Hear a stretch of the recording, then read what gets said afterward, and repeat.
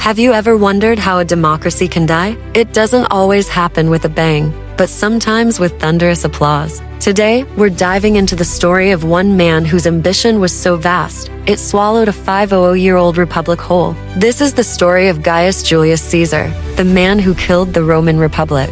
To understand how Caesar did it, we first need to understand the republic he was born into. By the 1st century BC, Rome was the superpower of the Mediterranean. Its legions had conquered vast territories, bringing immense wealth back to the city. But this success was tearing it apart from the inside. The gap between the ultra-rich, the senatorial elite, and the impoverished masses was widening every day. Soldiers would fight for years, only to return home to find their farms gone and their families in debt. The system was broken, riddled with corruption, and ripe for a revolution. Political violence was common, and powerful generals with loyal armies, like Marius and Sulla, had already shown that military might could overpower the Senate. The Republic was a patient on life support, and Caesar was about to pull the plug.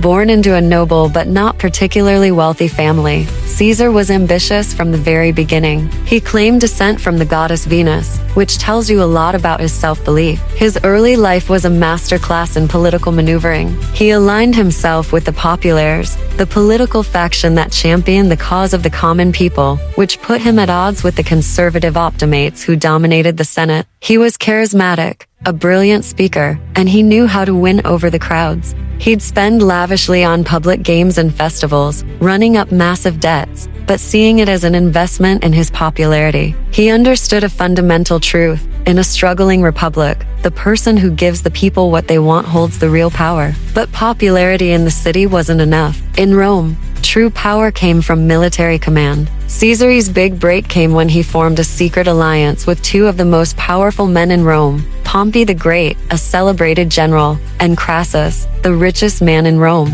This alliance, known as the First Triumvirate, was essentially a private takeover of the state. They pooled their money, influence, and military clout to bypass the Senate and get exactly what they wanted. For Caesar, that was a multi-year governorship of Gaul, modern-day France. This wasn't just a political appointment. It was his chance to build his own private army and win the glory he craved. The Gallic Wars, which lasted for nearly a decade, transformed Caesar. He proved to be a military genius, one of the greatest in history. He conquered all of Gaul, a massive territory, through a series of brutal and brilliant campaigns. He was ruthless, but his soldiers adored him. He fought alongside them, shared their hardships, and rewarded them handsomely. This forged an unbreakable bond of loyalty. His legions weren't fighting for Rome anymore. They were fighting for Caesar. While he was away, he made sure people back home didn't forget him. He wrote his own version of the wars, the Commentaries on the Gallic War, a masterpiece of propaganda disguised as a straightforward military report. He portrayed himself as the heroic defender of Rome, single-handedly securing its borders. The Senate watched his power grow with increasing alarm. They saw a man whose personal army was loyal only to him, a man whose popularity with the masses was eclipsing everyone else. He was becoming too big for the Republic to contain. The breaking point was inevitable. The triumvirate had fallen apart. Crassus was dead, and Pompey, once Caesar's ally, had been co-opted by the Senate, who now saw him as their champion to stop Caesar. In 49 BC, the Senate issued an ultimatum: disband your army and return to Rome as a private citizen. They knew that if he did, his political enemies would immediately prosecute and ruin him. For Caesar, it was a choice between submission and civil war. Standing on the banks of a small river called the Rubicon, which marked the legal boundary of his province, he faced his destiny. Roman law strictly forbade a general from bringing his army into Italy. To cross the Rubicon was an act of treason, a declaration of war against his own country. According to the historian Suetonius, Caesar hesitated, then uttered the famous words, "Alia iacta est, the die is cast." He crossed the river. The civil war had begun. What followed was not the long, bloody struggle the Senate expected. Caesar moved with lightning speed. His veteran legions swept down through Italy. Town after town opened its gates to him without a fight. The people hailed him not as a traitor, but as a returning hero. Pompey and most of the Senate completely panicked, abandoned Rome, and fled to Greece to regroup. Caesar had taken the capital without a single battle. This shows how fragile the Republic's authority had become. The state had lost the support of its own people. Caesar then chased Pompey across the Mediterranean. The decisive battle came at Pharsalus in Greece. Caesar was heavily outnumbered, but his tactical genius and the superior quality of his veteran troops won him a stunning victory. Pompey fled to Egypt, where he was assassinated, a rather pathetic end for Pompey the Great. Caesar had won. The Republic was his. Returning to Rome, Caesar was not just a general anymore. He was the undisputed master of the Roman world. He was declared dictator for life. Now, the title dictator in Rome originally meant a temporary emergency role, but for life was something entirely new. It shattered the very foundation of the Republic, which was built on shared power and limited terms of office. Caesar initiated a flurry of reforms.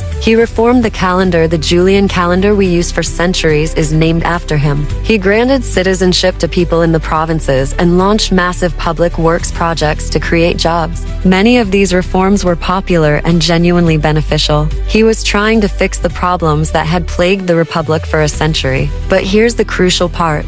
He did it all by himself. He concentrated all power in his own hands. The Senate became a rubber stamp. Elections became a formality. The institutions of the Republic, the assemblies, the magistrates, the Senate were all still there, but they were hollow shells. The spirit of the Republic, the idea of shared governance, was dead. Caesar wasn't a king in name, but he was a king in all but title. A small group of senators, who called themselves the Liberators, watched this with growing horror. They were men like Brutus and Cassius, die-hard believers in the old Republican ideals. They saw Caesar not as a reformer, but as a tyrant who had murdered their freedom. They believed there was only one way to save the Republic: to kill the tyrant. On the Ides of March, March 15th, 44 BC, they surrounded Caesar at a Senate meeting and stabbed him to death. They thought this act would magically restore the Republic. They were tragically wrong. They hadn't killed tyranny. They had only killed the man. By killing Caesar,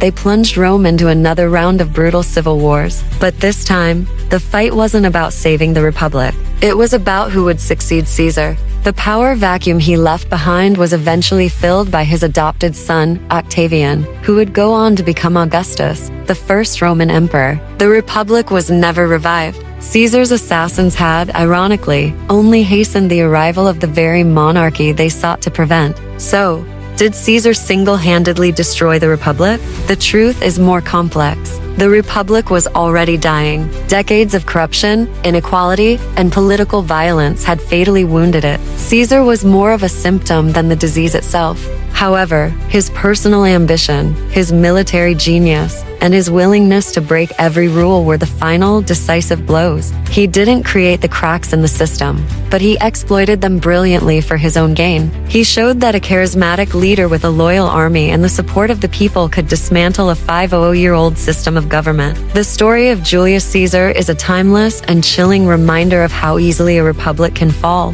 not necessarily to a foreign enemy, but to one of its own ambitious sons. It's a lesson that remains as relevant today as it was 2,000 years ago. Thank you for watching. If you found this journey into Roman history fascinating, please hit that like button and subscribe for more stories about the pivotal moments that shaped our world. Let me know in the comments what you think. Was Caesar a villain or a necessary evil? See you next time.